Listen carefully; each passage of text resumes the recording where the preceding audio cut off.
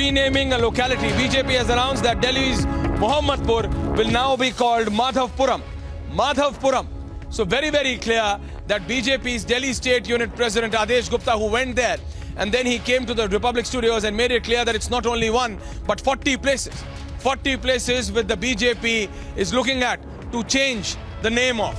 If I could directly go to my colleague Sumi, so the BJP is claiming or stating that it's not only going to be one. There are around 40 places of whose names they would want to rename them or change them. Sumi.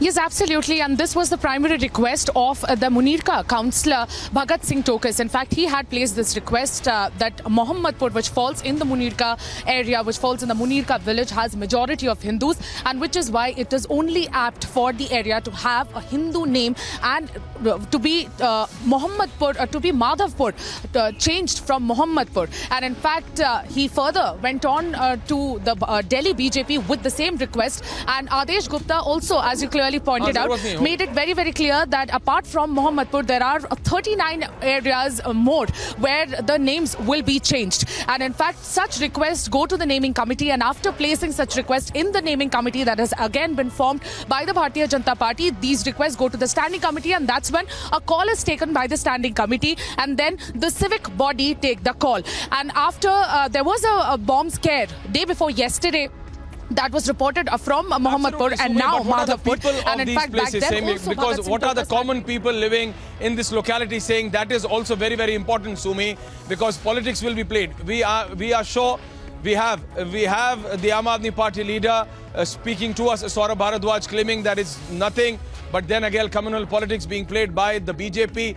That is the allegation of the Aam Aadmi Party. BJP claims that AAP is playing. So let's listen in to this report, which our colleague from Republic Bharat, Vaibhav, has sent us from the location. Let's just listen into this report. हमारे ठीक पीछे जो ये इलाका है, इस गांव का नाम पहले गांव मोहम्मदपुर था, लेकिन यहाँ पर जो स्थानीय पार्षद हैं भगत सिंह टोकस, उन्होंने तमाम प्रयास किए, निगम में इस प्रस्ताव को पास करवाया कि इस गांव का नाम बदलकर माधोपुरम गांव किया जाए, जिसके बाद अब यहाँ पर ये माधोपुरम गांव का बोर्ड जो है वो लग चुका है। दरअसल निगम में यहाँ के जो पार्षद हैं उन्होंने प्रस्ताव को रखा, प्रस्ताव को पास करवाया, और प्रस्ताव को पास करवाने के बाद इस गाँव का नाम अब माधोपुरम गाँव हो गया है। लेकिन इस प्रस्ताव को पास करवाने के बीच तमाम तरह के बीच में घटनाएं, बीच में तमाम तरह की प्रतिक्रियाएं भी सामने आई।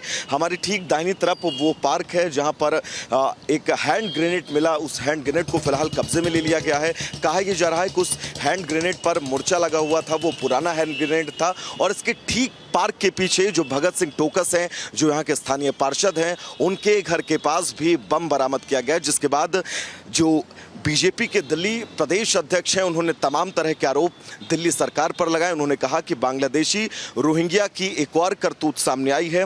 इस करतूत के बाद कहीं ना कहीं से केजरीवाल जो हैं वो शांत क्यों बैठे हैं। आदेश गुप्ता ने ये तक कह दिया कि दिल्ली के मुख्यमंत्री अरविंद केजरीवाल इन लोगों को लगातार बढ़ावा दे रहे हैं। लेकिन इन तमाम गहमा गहमी के बीच खबर यही है कि अब इस गाँव का नाम मोहम्मदपुर की जगह माधोपुर हो चुका है।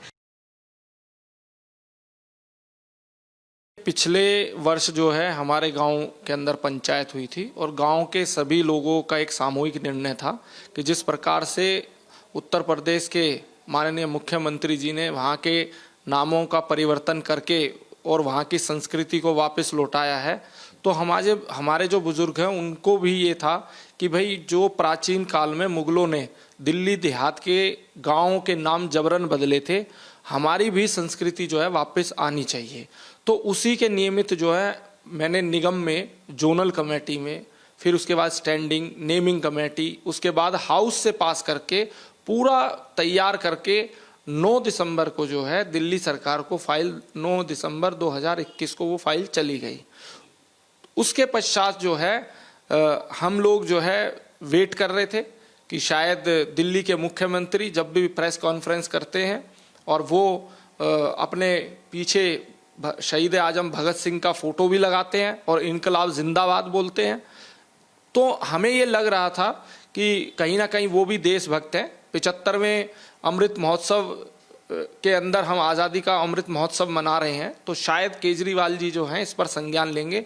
लेकिन मैं बहुत दुख के साथ कह रहा हूं कि जब हमारे दिल्ली प्रदेश के अध्यक्ष जी ने प्रेस कॉन्फ्रेंस के माध्यम से अभी 3 दिन पहले उनको चेताया